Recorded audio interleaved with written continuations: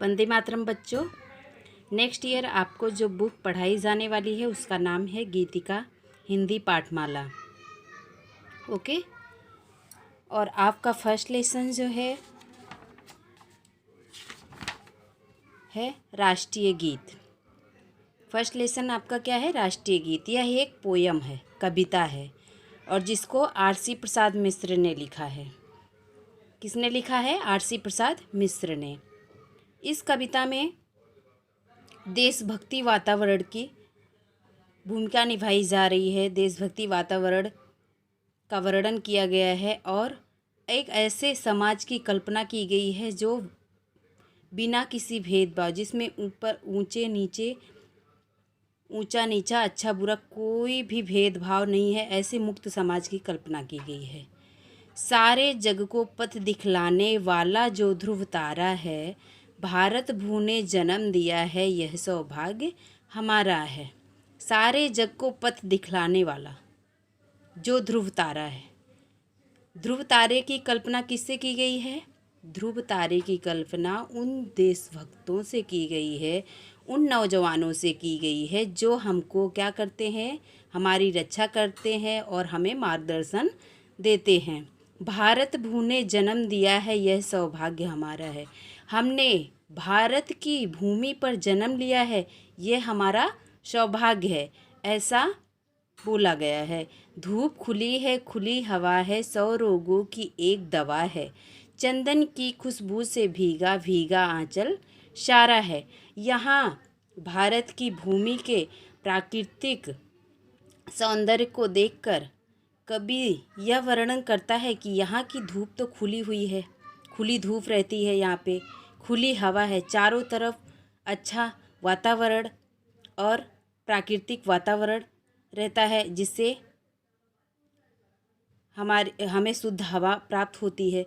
100 रोगों की एक दवा है। हमारे पास बहुत सारी ऐसी औषधियाँ हैं, बहुत सारे ऐसे प्राकृतिक इलाज हैं जिसमें बहुत सारी रोगों के इलाज एक ही दवा से हम कर सकते हैं। चंदन की खुशबू से भीगा भीगा आंचल सारा है। और हमारे प्राकृतिक सौंदर्य को, हमारे भारत भूमि के प्राकृतिक सौंदर्य को देखकर यह कल्पना की गई है कि यहाँ पे तो ऐसे ऐसे फूल हैं, ऐसे ऐसे पेड़ पौधे हैं, ऐसे ऐसे प्राकृतिक चीज़ें हैं जिससे हमारा पूरा वातावरण पूरा वातावरण महक रहा है। चंदन की खुशबू से भीगा भीगा आंचल सारा है, और चारों तरफ ऐसी खुशबू आ रही है जैसे चारों तरफ चंदन की खुशबू महक रही हो। भीगा आंचल सारा है। इस तरह से भारत भूमि की जो धरती माँ है, उनका आंचल इस तरह से भीगा हुआ है। किससे भीगा हुआ है? चंदन की खुशबू से भीगा हुआ है, ऐसी कल्पना की गई है। जन्मभूमि से बढ़कर सुंदर कौन देश है इस धरती पर, इसमें जीना भी प्यारा है, इसमें मरना भी प्यारा है। जन्मभूमि, हम लोगों ने कहाँ पे जन्म लिया है? भारत में। भारत में जन्म लिया है ना, तो हमारी जन्मभूमि क्या हुई? भारत हुई। कौन देश है इस धरती पर, इसमें जीना, हमें अपनी धरती में, हमें अपनी मातृभूमि पे मर जाना प्यारा है, और हमें अपनी मातृभूमि में रहना प्यारा है। Next page.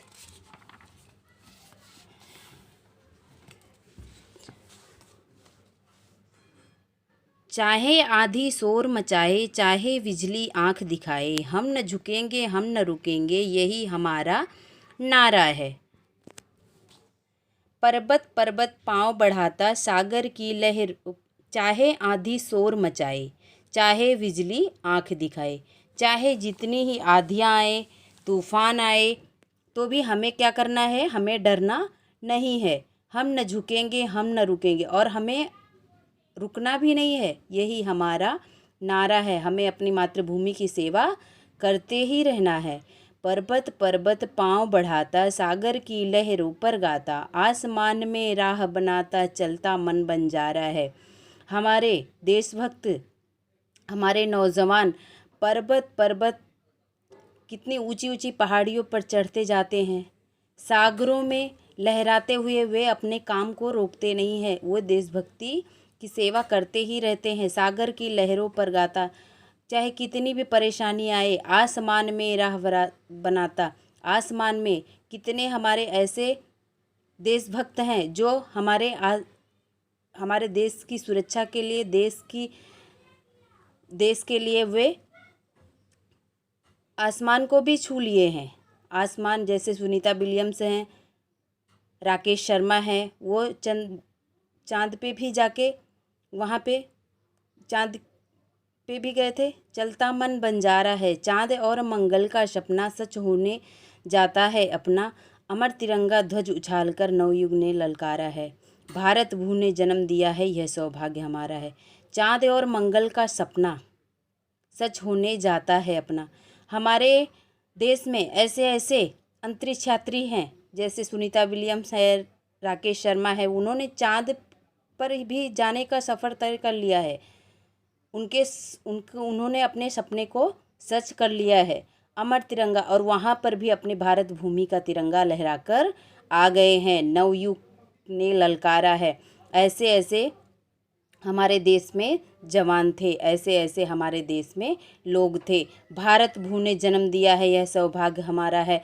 यह तो हमारा सौभाग्य है कि ऐसे ऐसे नवपुरुषों का जन्म जो है हमारी भारत भूमि पर हुआ है। ओके।